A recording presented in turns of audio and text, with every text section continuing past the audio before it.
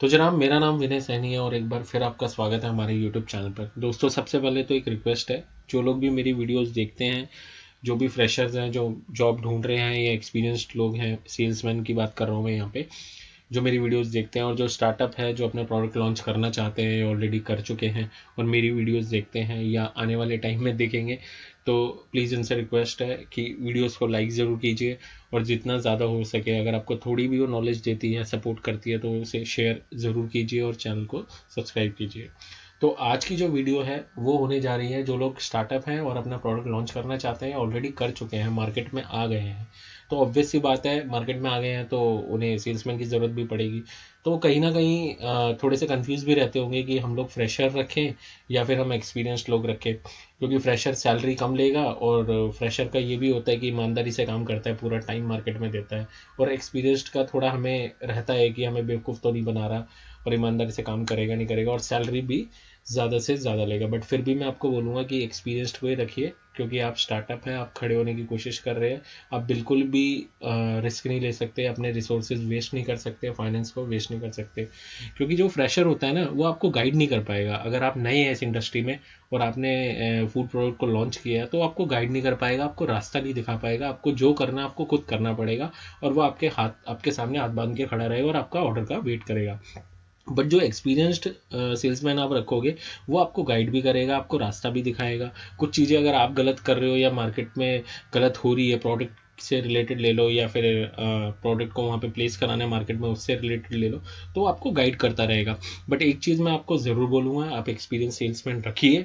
पहली प्रायोरिटी आपकी experienced salesman की ही होनी चाहिए। अगर आप स्टार्टअप ऐप शुरू में जुड़ रहे हैं मार्केट में, ठीक है, तो पहली प्रायोरिटी आपको एक्सपीरियंस्ड होनी चाहिए। बट उनका आपको ध्यान रखना पड़ेगा, उन पे आपको नज़र रखनी पड़ेगी। उनसे वीकली फिजिकल लीजिए कि डिस्ट्रीब्यूटर के गोडाउन में कितना माल पड़ा है, क्योंकि आपको वो बेवकूफ़ बना सकते हैं, फेक सेल भी डाल सकते हैं। और एक व्हाट्सएप पे एक ग्रुप बना लीजिए डिस्ट्रीब्यूटर के साथ, कि वो डेली जो सेल्स रिपोर्ट डालेगा, वो डिस्ट्रीब्यूटर की भी नज़र में होगी कि हाँ, ये सेल्स रिपोर्ट इसने डाली और इतना स्टॉक मार्केट में गया है, रिटेलर्स के पास गया है। तो सारी चीज़ें क्रिस्टल क्लियर रहेगी, क्योंकि जो एक्सपीरियंस सेल्समैन होता है ना, वो आपको फर्जी सेल भी डाल सकता है अगर आप चेक नहीं करोगे तो। अगर जो रेगुलर आप चेक नहीं करोगे, उससे फिजिकल नहीं मंगाओगे, तो वो फर्जी सेल भी डाल सकते हो और आपको एक दो महीना बेवकूफ़ बनाएगा और आपसे सैलरी लेगा और निकल जाएगा। कुछ सेल्समैन होते हैं ऐसे, मक्कार होते हैं, कामचोर होते हैं, जो ये हरकतें करते हैं और कंपनियों को बेवकूफ़ बनाते हैं और दो दो महीने में कंपनियां बदलते रहते हैं। ठीक है, तो चलिए वीडियो की शुरुआत करते हैं। देखिए, यहाँ पे बात होती है फ्रेशर वर्सेस एक्सपीरियंस्ड। अब देखिए, फ्रेशर क्या होगा, वो मार्केट नहीं जानता होगा बिल्कुल भी, कोई बीट प्लान नहीं जानता होगा, उसकी कोई डीआरसीपी नहीं होती होगी। डीआरसीपी मतलब डेली रूट कवरेज प्लान, कि वो दिन में कितनी दुकानें कवर करता है और मंडे को कौन सी मार्केट करता है, ट्यूसडे को कौन सी मार्केट करता है। पूरा जो रूट प्लान होता है वीकली या फोर्टनाइटली कह लो आप, 15 दिन में जो कवर करता है, उसके पास कुछ नहीं होगा फ्रेशर के पास। वो आपके सामने खड़ा हो जाएगा कि जी मुझे बताओ कि क्या करना है। बट एक एक्सपीरियंस सेल्समैन होगा, उसके बाद बीट प्लान भी होगा, क्योंकि ऑलरेडी वो किसी ना किसी कंपनी से आया होगा और वहाँ से आया है, तो ऑलरेडी वो रूटों पे चलता होगा, उस बीट पे चलता होगा और काम करता होगा, तो उसके पास पूरा प्लान होगा, अपनी पूरी बीटें होंगी, उसे पता होगा मेरे को कौन सी दुकान पे जाना है, कौन सी दुकान से शुरुआत करनी है और किस दुकान पे मेरे को मार्केट ख़त्म करनी है शाम को। और मंडे ट्यूसडे पूरा सैटरडे तक का उसका पूरा प्लान होगा, डीआरसीपी होगी। तो आपको वो हेल्प करेगा पहले दिन से। अब देखिए, दूसरा पॉइंट है कि वो फ्रेशर जो है वो डिस्ट्रीब्यूटर को नहीं जानता होगा। ऑब्वियस सी बात है, वो नया है मार्केट में, तो वो ना दुकानदार को जानेगा ना डिस्ट्रीब्यूटर को जानेगा। अब देखिए क्या होता है कि जब एज अ स्टार्टअप मैं आपसे बात करूँ, तो कि मुझे मान लो अपना प्रोडक्ट लॉन्च करना है, तो ऑब्वियस सी बात है मुझे डिस्ट्रीब्यूटर बनाना पड़ेगा। ठीक है, डिस्ट्रीब्यूटर मैं कैसे बनाऊंगा? मैंने आपको पिछली वीडियो में बताया भी था, डिस्ट्रीब्यूटर बनाने के लिए आप खुद मार्केट में जा सकते हैं, दुकानदार से मिल सकते हैं, वहाँ से कॉन्टैक्ट निकाल सकते हैं, या प्रोडक्ट के पीछे भी डिटेल्स होती है, कई बार डिस्ट्रीब्यूटर वहाँ पे अपनी डिटेल्स स्टिकर लगा के डाल देता है, तो वहाँ से भी निकल सकती है। बट इसके अलावा एक रास्ता और है हमारे पास, एक सॉल्यूशन और है, वो ये है कि आप जो भी लड़का हायर करोगे, जो भी सेल्समैन हायर करोगे, तो उनके क्या होता है, पहले से डिस्ट्रीब्यूटर के साथ कॉन्टैक्ट होते हैं। वो कैसे होते हैं कि वो ऑलरेडी पिछली कंपनी में भी काम कर रहा होगा। अब जो कंपनी में काम कर रहा है तो उस कंपनी का डिस्ट्रीब्यूटर भी होगा, उस पॉइंट पे काम कर रहा होगा तो वो डिस्ट्रीब्यूटर को जानता होगा। ऐसे ही उनके पास 5 7 10 डिस्ट्रीब्यूटर की जान पहचान होती है, एक उनसे उनका रिलेशन डेवलप हुआ होता है और वो आपको डिस्ट्रीब्यूटर ईजिली बना के दे सकते हैं। तो फ्रेशर है वो किसी को जानता ही नहीं होगा, तो ऑब्वियस ही बात है कि फ्रेशर फिर हमारे किसी काम का नहीं है एज अ स्टार्टअप अगर मैं बात करूँ तो। और जो एक्सपीरियंसड होगा वो डिस्ट्रीब्यूटर को जानता होगा, आपको जल्दी से जल्दी 1 हफ्ते में 10 दिन में आपको ईजिली डिस्ट्रीब्यूटर बना के दे देगा। देखिए मैं यहाँ पे फ्रेशर के अगेंस्ट नहीं हूँ, मैं आपको इसलिए ये बातें बोल रहा हूँ क्योंकि एज अ स्टार्टअप देखें तो हमारे पास जो रिसोर्सेज होते हैं, फाइनेंस की बात कर लो या बाकी रिसोर्स के कह लो, वो लिमिटेड होते हैं। जब तक आप ही नहीं खड़े हो पाओगे तो आप दूसरों को क्या सपोर्ट करोगे। अगर आप फ्रेशर को ही जॉब देने में लग जाओगे तो आप मतलब आपके गिरने के चांस ज़्यादा हो जाएंगे, क्योंकि आपकी सारी जो कंपनी की जो रूट्स हैं वो टिकी है किस पे, सेल के ऊपर है। वो फ्रेशर आपको सेल ला नहीं पाएगा और आपकी रूट्स जो हैं वो वीक होने लगेगी आपकी, क्योंकि सारा बिजनेस ही सेल के ऊपर टिका है। तो पहले आप खुद स्टैंड हो जाइए, मजबूत बन जाइए, और जब आप स्टैब्लिश हो जाए फिर आप फ्रेशर्स को रखिए ना, उनको चांस दीजिए, बिल्कुल चांस दीजिए, मेहनत करेंगे सीखेंगे, हमें बिल्कुल फ्रेशर्स को चांस देना चाहिए। बट शुरू में एज अ स्टार्टअप मैं आपको मना करूंगा बिल्कुल। अब देखिए नेक्स्ट पॉइंट है, रिटेलर्स को नहीं जानता होगा फ्रेशर, ऑब्वियस सी बात है, जब वो मार्केट में गया ही नहीं, मार्केट की नॉलेज ही नहीं है उसे, उसने कभी ये काम ही नहीं किया, तो रिटेलर्स को क्या जानेगा।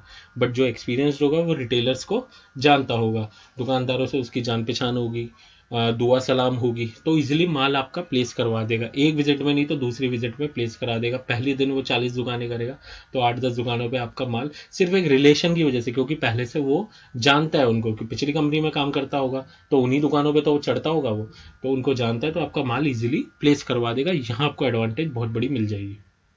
दूसरा पॉइंट है, नेक्स्ट पॉइंट है हमारा हेजिटेशन प्रॉब्लम। देखिए फ्रेशर्स में क्या होता है, हेजिटेशन प्रॉब्लम होती है बहुत ज़्यादा, कि दुकानदारों से कैसे बात करनी है, क्या बात करनी है, उनको मैं क्या बोलूँ, मना कर देंगे तो क्या होगा, मेरी सेल नहीं आएगी, तो ये सारी प्रॉब्लम करते हैं। और देखिए मार्केटिंग में ना, मार्केटिंग का एक असूल है कि सामने वालों की बातों का ना आपके पास एक एक बात का जवाब होना चाहिए। अगर आप चुप हो गए ना तो आप माल नहीं बेच सकते।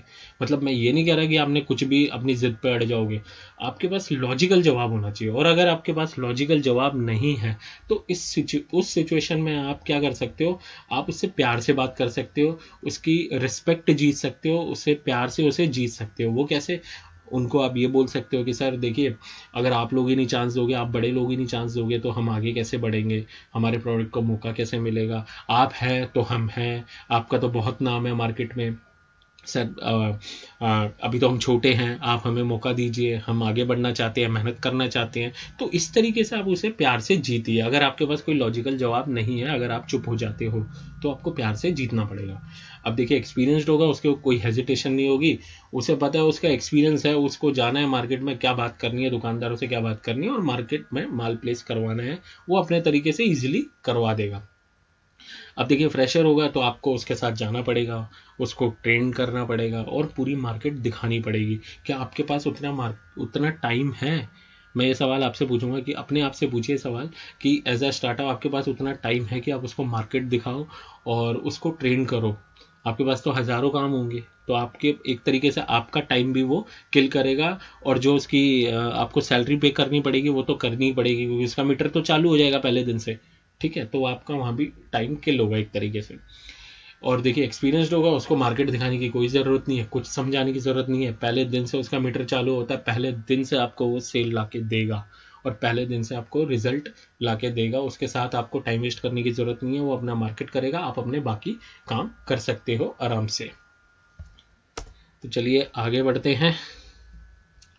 देखिए अब क्या है, एज अ अगर आप फ्रेशर को हायर करते हैं तो हो सकता है कि वो ना 2 महीने ले ले सीखने में, 3 महीने ले ले सीखने में, चीज़ें समझने में कि मार्केट कैसे होती है, कौन सी दुकानें मैं कहाँ से करूँ, बीट प्लान बनाने में, हेजिटेशन हटाने में, जवाब देने में, दुकानदार के सारे जवाब होने चाहिए। मैं आपको हमेशा ये बोलता हूँ, दुकानदार के सामने आपको चुप नहीं होना। अगर आप चुप ना तो आप आउट ऑफ शेल्फ के ऊपर से आपके पास उसके जवाब होने चाहिए, और जवाब भी लॉजिकल जवाब होने चाहिए। ये नहीं कि आप उससे भिड़ गए और आप उससे बहस करने लगे, वो वाले जवाब नहीं, लॉजिकल जवाब होने चाहिए। और अगर बात लॉजिकल जवाब नहीं है तो मैंने आपको दूसरा तरीका बताया, प्यार से और रिस्पेक्ट से उसको जीतना है। आप झुक के छोटे हो जाओ और उसको बोलो सर मौका दीजिए ना, आप हैं तो हम हैं, अगर आप ही मौका नहीं देंगे तो हमें मार्केट में मौका कौन देगा। इस तरीके से आपको उसको मनाना है।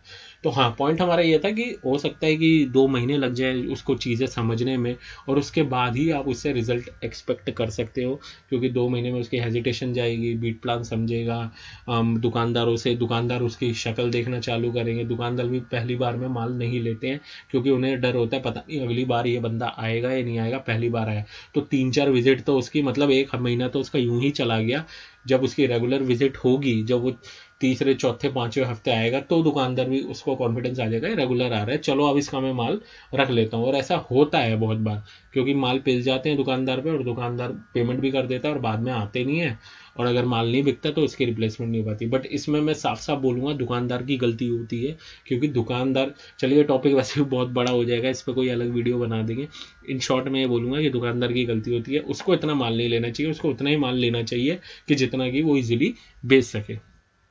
अब देखिए, एक्सपीरियंसड है, वो आपको पहले दिन से रिजल्ट देना चालू कर सकता है। आपको 2 महीना वेट नहीं करना, आपको 1 महीना वेट नहीं करना, पहले दिन से आपको सेल है वो आपकी आने लग जाएगी, आपका माल मार्केट में प्लेस होने लग जाएगा, क्योंकि वो सब जानता है, कोई हेजिटेशन नहीं है, कोई दिक्कत नहीं है, वो सब जानता है। अब देखिए, आपने डिस्ट्रीब्यूटर बनाया तो सबसे बड़ी रिस्पॉन्सिबिलिटी सेल्समैन की क्या होती है? प्राइमरी करवाए। प्राइमरी मतलब कि डिस्ट्रीब्यूटर की बिलिंग कराए, कंपनी से माल उसके पास जाए, और सेकेंडरी कराए। सेकेंडरी मतलब कि आगे दुकानदारों पे जाए, दुकानदारों को माल बेचे। जो डिस्ट्रीब्यूटर की बिलिंग होगी उसको हम सेकेंडरी कहते हैं। तो जो क्या कहते हैं, फ्रेशर है, फ्रेशर को इतनी रिस्पॉन्सिबिलिटी नहीं लेगा, हर चीज़ आपको बोलने लगेगा, हर चीज़ आपसे पूछने लगेगा। ठीक है, डिस्ट्रीब्यूटर मना करेगा तो वो उसको मना भी नहीं पाएगा। आप समझ रहे हैं, हर चीज़ में आपको खड़ा कर देगा, आपके सामने आके खड़ा हो जाएगा, प्रॉब्लम बताने लग जाएगा। जबकि एक्सपीरियंस्ड होगा, वो एक सामने आके, एक आगे बढ़ के रिस्पॉन्सिबिलिटी लेता है। वो ये बोलता है मैं अपने बॉस को परेशान नहीं करूंगा, मेरे को मेरी जॉब चलानी है, मेरे को प्राइमरी करवानी है, चाहे कुछ भी हो जाए। प्राइमरी नहीं हो रही तो मुझे सेकेंडरी में फोकस करना है, कि हमारा अगर माल रुका हुआ है तो मैं सेकेंडरी में ज़्यादा से ज़्यादा माल बेचूँ, पेमेंट रिकवर करूँ, प्राइमरी अपने आप हो जाएगी। वो ये सारी चीज़ें समझता है, क्योंकि उसके पास एक्सपीरियंस है। अब देखिए, अगला जो पॉइंट है हमारा वो ये कि आप फ्रेशर रखेंगे तो ऑब्वियस सी बात है कि आपको वेट करना पड़ेगा, पहले दिन से रिजल्ट ला के देगा नहीं, महीना 2 महीना हो सकता है आपको अपनी जेब से सैलरी देनी पड़े।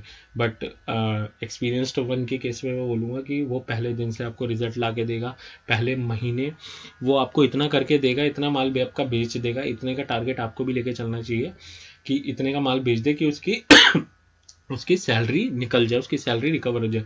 और मैं मानता हूँ कि एक एक्सपीरियंस सेल्समैन होगा ना, वो इतना काम कर लेगा आपका महीने का 1,00,000 1,50,000 का पहले महीने से, कि आपकी उसकी इजीली सैलरी निकल जाएगी। अब देखिए, जो फ्रेशर्स में एक ही एडवांटेज आपको मिलेगी, उसकी सैलरी कम होगी, और एक्सपीरियंस की सैलरी है वो थोड़ी हाई होगी।